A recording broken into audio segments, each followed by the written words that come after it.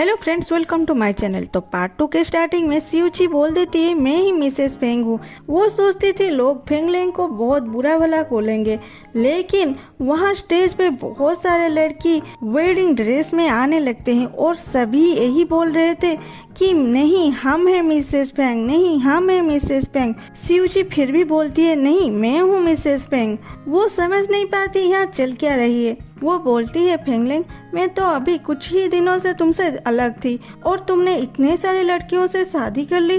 फेंगलेंग सियुची के हाथ से माइक लेके बोलता है हेलो मेरी फैन, और सभी चुप हो जाओ। फ्यूचर ग्रुप मेरी इस फैन के लिए एक गिफ्ट प्रिपेयर किए, आप नीचे जाइए और स्टाफ से उस गिफ्ट को ले जाइए। ऐसे कह के वो सियुची को स्टेज से निकालने की कोशिश करता है और ह्यान को भी बुलाता है। ह्यान 2 बॉडीगार्ड के साथ तो स्टेज पे आता है और बोलता है हेलो मैं मिस्टर फेंग का असिस्टेंट हूँ। सियुची ह्यान को अवॉइड करके फेंगलेंग के पास जाने की कोशिश करती है। ह्यान उसे रोक के बोलता है अरे मैम सुनिए, हमारे सर अब तक सिंगल है, अगर आप कोशिश करेंगे तो आप जरूर मिसेस फेंग बन जाएंगे। सियुची बोलती है वो सिंगल नहीं है और फेंगलेंग के पास जाने की कोशिश करती है, लेकिन बॉडीगार्ड उसे पकड़ लेते हैं। सियुची बार बार बोलती है मुझे छोड़ दो, मुझे टच मत करो, वो लोग नहीं सुनते। फिर सियुची अपने पावर से सभी को स्टैचू कर देती है, लेकिन उसके पावर फेंगलेंग के ऊपर असर नहीं करता और फेंगलेंग समझ नहीं पाता यहाँ चल क्या रहा है। सियुची बोलती है तुम लोगों को हैंडल करना मेरे लिए बाएं हाथ का खेल है और फेंगलेंग के पास आती है। उसके हार्मोन से सियुची खुद को कंट्रोल नहीं कर पाती और बोलती है अब तक तो मैं किसी भी इंसान के हार्मोन से रिएक्ट नहीं की थी, लेकिन तुम्हारे पास ही मैं बेकाबू हो जाती हूँ। जरूर तुम हार्मोन एलिमेंट अपने साथ लाए हो, चलो मैं अब भी ले लेती हूँ, बोल के फेंग के कोट में हाथ लगाती है। फेंग उसे बोलता है तुम क्या कर रहे हो। ये सुन के सियुची हड़बड़ा जाती है और सोचती है ये क्यों नहीं स्टैचू बना, और फिर ऊपर देख के बोलती है ये देखो हे एलियन। फेंगलेंग ऊपर देखता है तभी सियुची वहाँ से गायब हो जाती है और यहाँ फेंग बेचारा खुद ही समझ नहीं पाता उसके साथ हो क्या रहा है। उधर हमारे बू को एयरपोर्ट में सोते हुए गार्ड देख के उसे उठाते हैं। बू उठ के इधर उधर देखने लग जाती है। ये देख के गार्ड को थोड़ा डाउट होता है। वो बोलते हैं तुम यहाँ पे क्या कर रहे हो। ये सुन के बू अपने पावर यूज करने की कोशिश करती है, लेकिन उसके कंप्यूटर में थोड़ी सी खराबी होने के कारण वो अपने सुपर पावर यूज नहीं कर पाती और ये भी वार्निंग आती है कि अर्थ में जिसके पास आईडी नहीं होता उसे जेल भेज दिया जाता है। ये वार्निंग पाते ही वो भागने लगती है और गार्ड उसके पीछे पीछे भागते हैं। तभी वहाँ फेंगलेई आ जाता है जो विदेश में पढ़ने के लिए 1 महीने से बाहर था और आज अपने पेरेंट्स से छुपा के लौट आया था और अपने भैया फेंगलेंग के पास जा रहा था।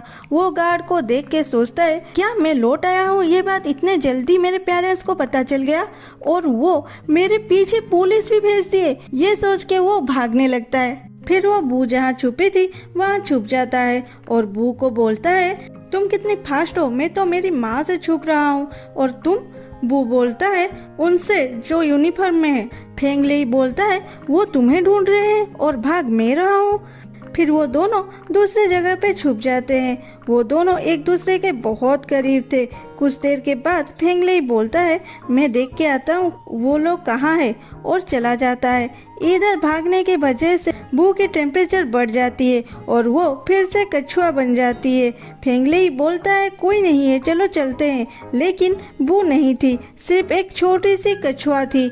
इधर सियुची को दिखाती है जो फेंगलेंग के घर पे जाके हार्मोन एलिमेंट ढूंढने लगती है और सोचती है यहाँ मेरी एक भी चीज नहीं है, लेकिन क्यों, मैं तो इसकी पत्नी हूँ ना।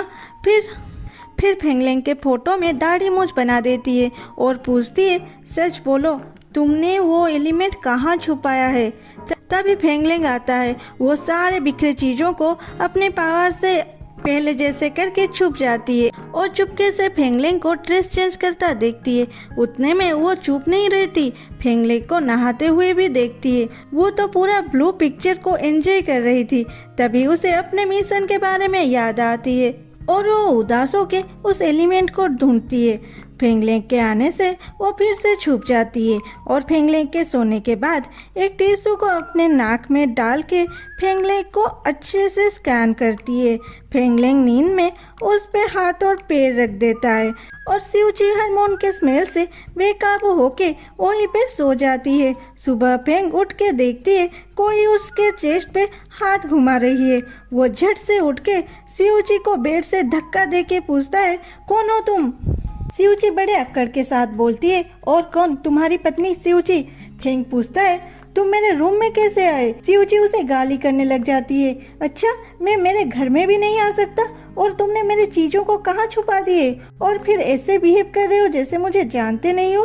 फेंग बोलता है, अगर तुम नाटक कर रहे हो तो मैं पुलिस को बुलाऊंगा और अगर तुम सच में पागल हो तो मैं डॉक्टर को बुलाऊंगा। अब तुम ये सोच लो मैं किसको बुलाऊं। शिवजी बोलती है, अरे पति पत्नी के झगड़े में उनका क्या काम, और ऐसे भी मुझे तुमसे आर्ग्यू नहीं करनी है, और वहाँ से भाग जाती है। फेंग यान को फोन करके बोलता है, शिवजी के बारे में सारे इन्फॉर्मेशन लाओ और उसके साथ मेरा कोई रिलेशनशिप था या नहीं उसे भी देखो। शिवजी को बाहर बू मिल जाती है। वो पूछती है, तुम फिर से कछुआ कैसे बन गए और तुम इतने गर्म कैसे हो?